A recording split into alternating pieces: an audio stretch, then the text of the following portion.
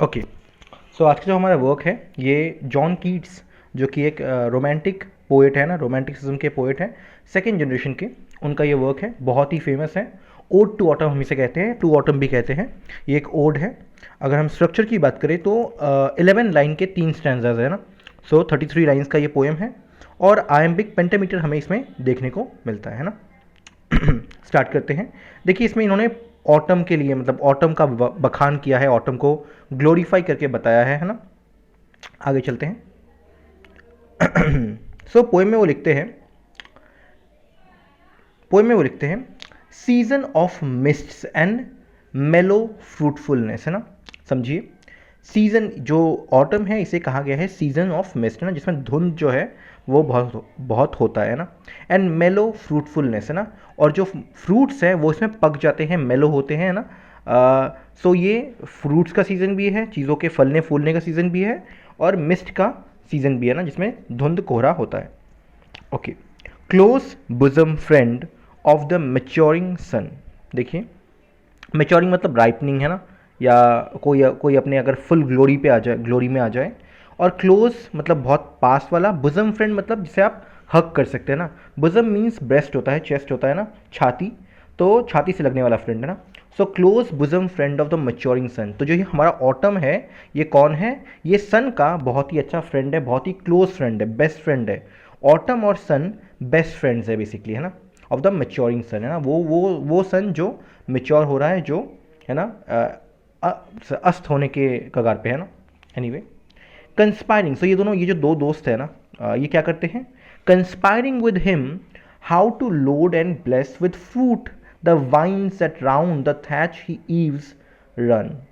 कहते हैं कि ये जो ऑटम है ये क्या करता है? He is conspiring with him, है ना, उनके कंस्पिरेसी, आपने सुना होगा कंस्पिरेसी, है ना, कोई कोई प्लान बनाना, है ना, साथ मिलके कुछ करना, है ना, कोई एक साजिश कह सकते हैं आप, है ना। So they are conspiring with him how to load and bless, कि कैसे जो है फलों से मैं लद दूँ, है ना, फलों से मैं भर दूँ किसको? वाइन्स को। वाइन्स मतलब लताएं, जो लताएं होती है उनको मैं फ्रूट से भर दूँ, है ना। ये दोनों कंस्पायर कर रहे हैं, सन और ऑटम, कि हम लोग सारे के सारे जो पेड़ है और जो लताएं हैं उनमें फूल हम लद देंगे, है ना। So fruits at vines that round the thatch eaves run, है ना। देखिए, थैच ईव्स होते हैं वो जो कोई जो घर का एक्सटेंशन होता है, घर का रूफ का जो एक्सटेंशन होता है वहाँ पे, है ना। आपने देखा होगा कि हमारे घर में जो भी लताए वाले हमारे पौधे होते हैं वो कहाँ पे क्या करते हैं, हम उनको घर से लगा देते हैं, घर के वॉल से लगा देते हैं, और वो चढ़ चढ़ के जो है रूफ़ पे आ जाते हैं ना। तो रूफ़ के वो जो बिल्कुल बॉर्डर होता है उसकी हम बात कर रहे हैं ना, वहाँ पे मोस्टली जो होता है ये वाइन वाला, जो हमारे पास जितने भी वाइन वाले पौधे होते हैं वो वहीं पे होते हैं ना। सो वहीं पे वो फूल से लद जाएंगे, है ना, उसे ही बोला गया है। To bend with apples and the most cottage trees, है ना। और जो कॉटेज ट्रीज है ना, जो जो कॉटेज के पास हमने पेड़ लगाए हैं वो एप्पल से, है ना, एप्पल के फलों से वो भारी हो जाएंगे, बेंड हो जाएंगे ना। Bend with apples the most cotton trees. देखिए, मोस्ट होता है काई लगा हुआ है ना, और कॉटेज ट्रीज मतलब कॉटेज में, मतलब घर के साइड में जो आप ट्रीज लगाते हैं। And fill all fruit with ripening to the core. और ये जो सन और ऑटम है ये दोनों मिलके सब चीज सारे फ्रूटों को, जितने भी फ्रूट्स हैं उनको वो राइप बना देगा, वो उनको वो पका देगा, है ना। सो वो खाने लायक हो जाएंगे ना, उनका कोर जो है बिल्कुल मिडिल तक वो उनको पका देगा, और हम फल जो है वो खा पाएंगे ना। कच्चा फल तो हम खाएंगे नहीं, है ना, ये पका देगा फल को, है ना। To swell the gourd and plum the hazel shells with a sweet kernel. तो कह रहे हैं जो गोड होते हैं ना, फॉर एग्जांपल वाटरमेलन की बात कर लीजिए, है ना, वाटरमेलन एक तरह का गोड है ना, उसे स्वेल कर देगा, उसे फुला देगा, मतलब उसे राइप बना देगा, पका देगा, हम खा पाएंगे, है ना। And plum the hazel shell, और जो हेजल शेल होते हैं, जो हेजल नट होते हैं उनको, है ना, उनके अंदर जो है एक स्वीट कर्नल होता है। देखिए, हेजल जो नट होता है उसका बाहरी जो स्ट्रक्चर होता है, बाहरी जो कवरिंग होता है वो बहुत ही हार्ड होता है, बट अंदर की तरफ एक स्वीट सा कर्नल होता है ना, बिल्कुल जिसे हम खाते हैं ना। सो वही यहाँ पे बोला है, plump the hazel shells with a sweet kernel to set budding more. और ये जो बडिंग है, बडिंग मतलब जो बर्ड्स बड़ी होके जो है फूल में कन्वर्ट होती है ना, वो बर्ड और ज़्यादा बन जाएंगे, मतलब और ज़्यादा होंगे ना।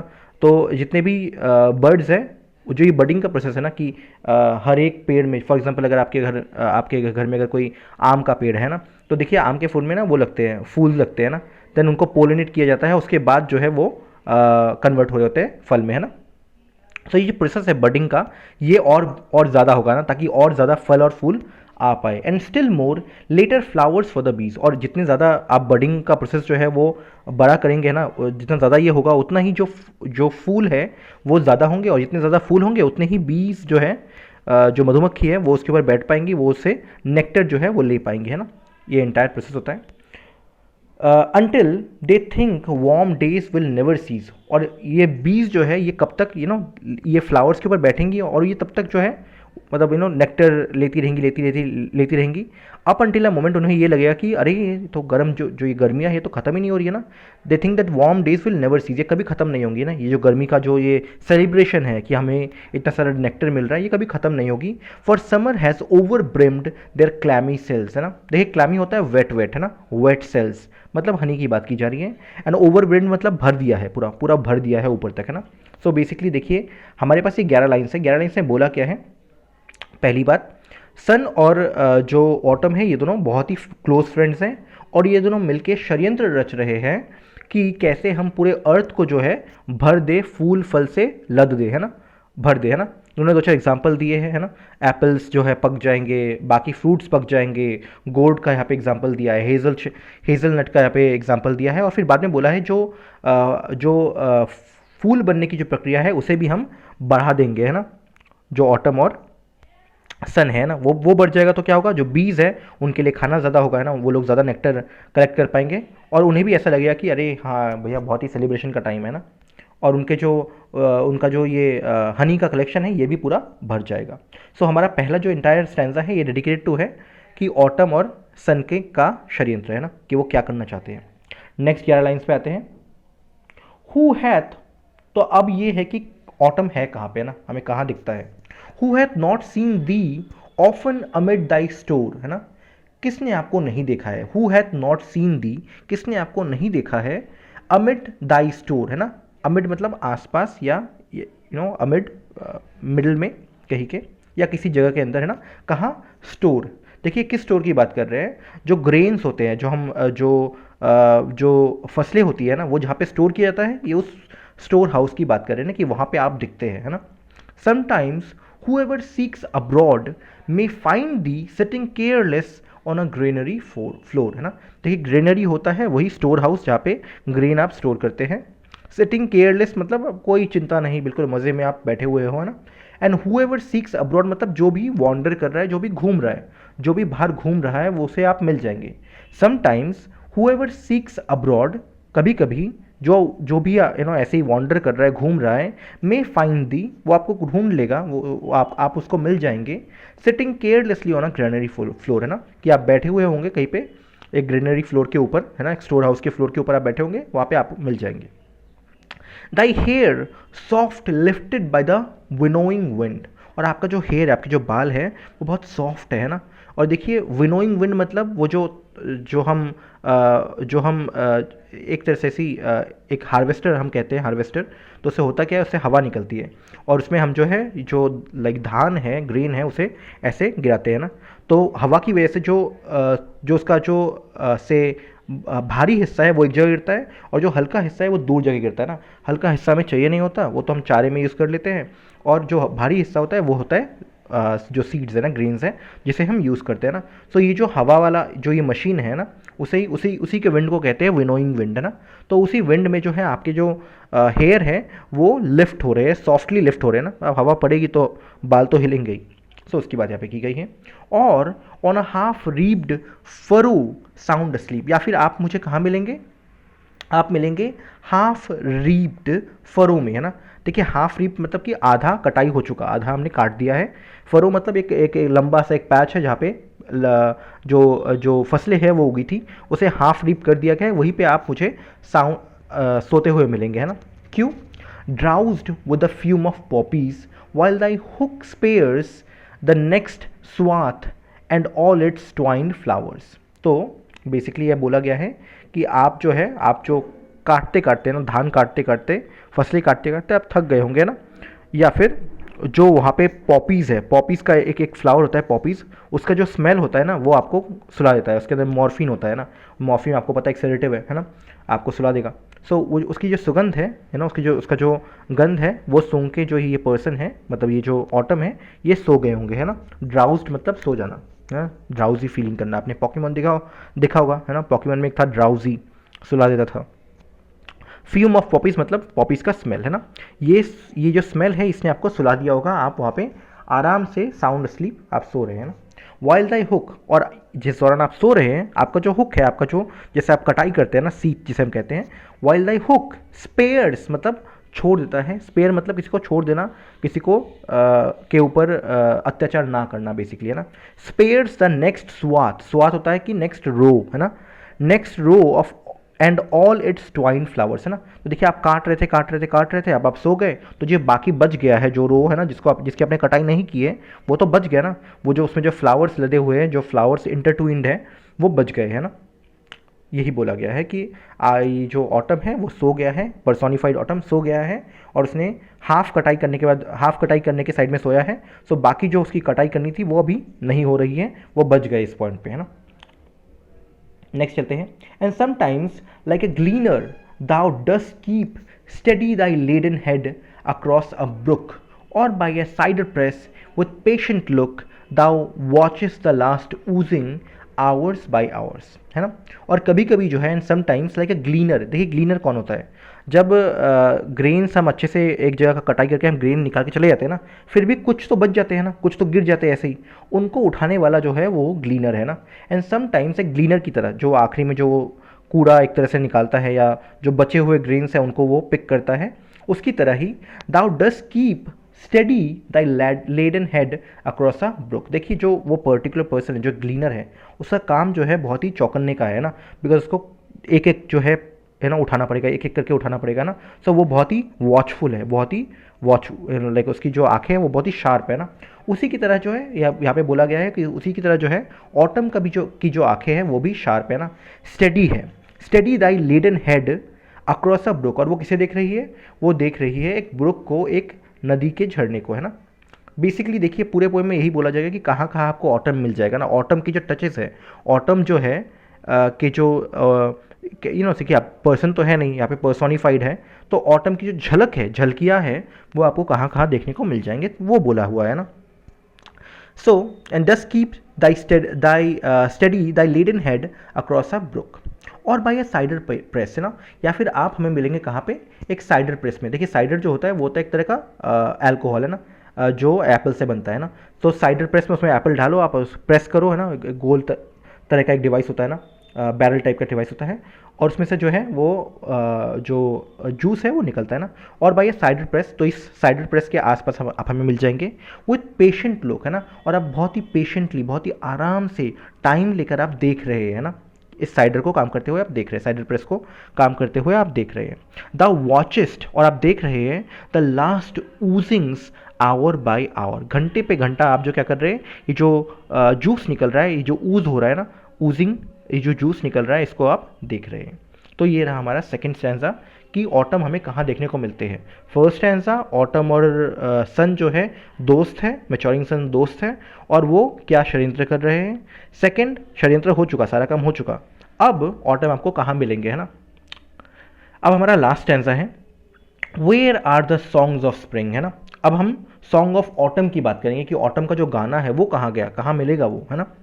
Where are the songs of spring, ay where are they, है ना। कि देखिए सब लोग स्प्रिंग जो सीज़न है वो होता है इतना मस्त है, स्पेशली इंग्लैंड के लोगों के लिए, बिकॉज वहाँ पे तो भैया ठंडी पूरे टाइम चलती है ना।